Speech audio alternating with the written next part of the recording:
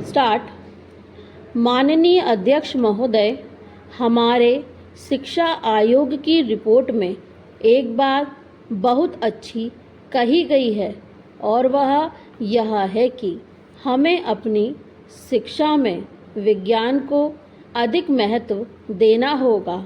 आज की दुनिया में यदि हम तेज़ी से उन्नति करना चाहते हैं तो इसमें कोई संदेह नहीं है कि विज्ञान की शिक्षा पर सबसे अधिक ध्यान दिया जाना चाहिए। लेकिन महोदय, मैं यह भी निवेदन करना चाहता हूँ कि विज्ञापन के साथ साथ हमें बच्चों की अन्य विषयों की शिक्षा पर समुचित ध्यान देना होगा। महोदय, जहाँ तक जनसंख्या की बात है उसके बारे में मैं निवेदन करना चाहता हूँ कि एक बार परिवार नियोजन के बारे में और जनसंख्या के बारे में चर्चा चल रही थी तो हमारे मित्र ने आलोचना करते हुए लिखा था कि हमारे सामने आज समस्या यह नहीं है। पैराग्राफ।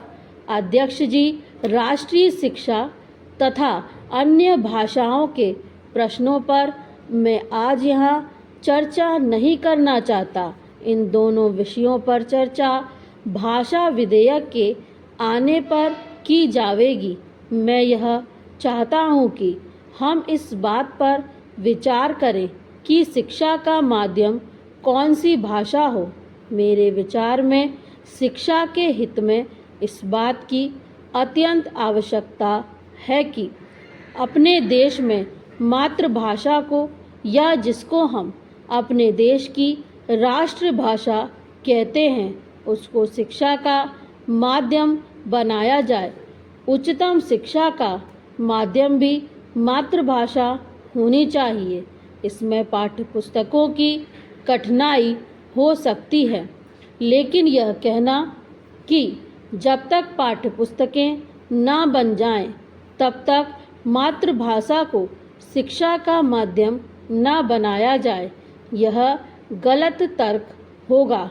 यह तर्क अपनाया गया तो हम कभी भी मातृभाषा को शिक्षा का माध्यम नहीं बना पाएंगे।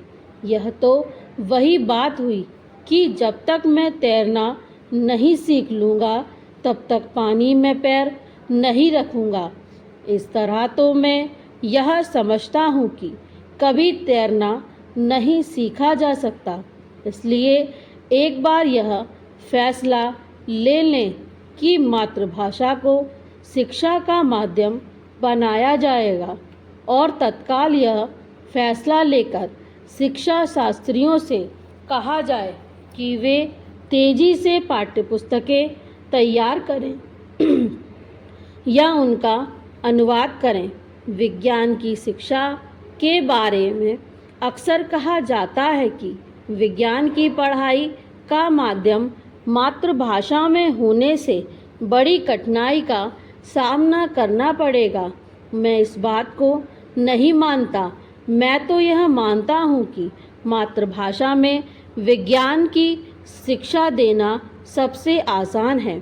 समाजशास्त्र की शिक्षा को मातृभाषा के माध्यम से सिखाने में शायद कुछ समय लगे, उसकी पाठ्यपुस्तकें बनने में शायद कुछ समय लगे, लेकिन विज्ञान की पढ़ाई के बारे में यह बात नहीं कही जा सकती। विज्ञान के फार्मूले ज्यों के त्यों रखे जा सकते हैं। विज्ञान की शब्दावली को भी ज्यों का त्यों रखा जा सकता है। इसलिए विज्ञान की पुस्तकें और विज्ञान की शिक्षा के लिए मातृभाषा को माध्यम बनाने में कोई समय लगने वाला नहीं है। चूँकि हम अपनी शिक्षा नीति में सबसे अधिक ध्यान विज्ञान की शिक्षा पर देने वाले हैं, इसलिए मैं कहता हूँ कि हम मातृभाषा को शिक्षा के माध्यम के रूप में स्वीकार कर सकें। इससे अच्छी और क्या बात हो सकती है। स्टॉप।